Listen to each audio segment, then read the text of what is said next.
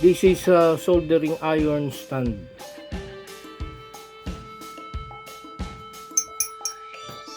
And it is made up of solid iron. And then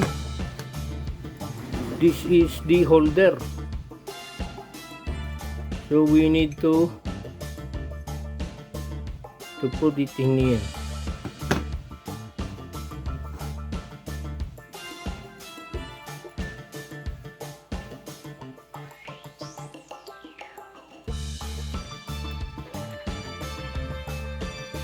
Hammer here.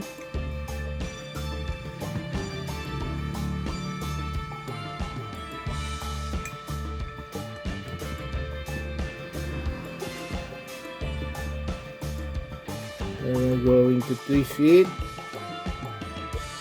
Twist, twist, twist.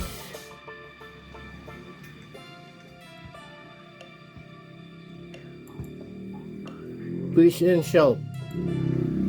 Twist. Another twist. Another twist. Oh. Twist. So I think the lock nut must be placed above, not here. Let us again do the twist and shout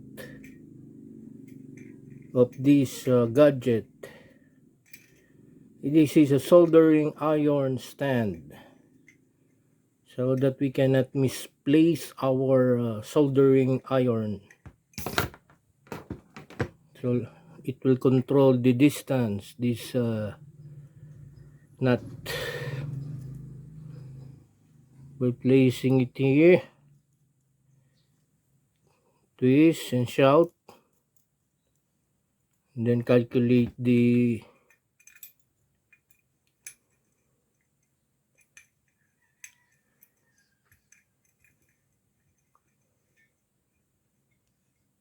so we now have a soldering iron stand. So where is the soldering iron? Let us get that. This is the soldering iron. Stanley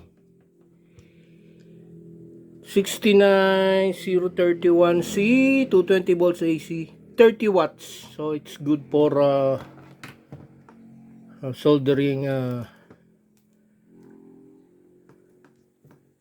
with high wattage. Just need to put in here. Then we now have the soldering stand.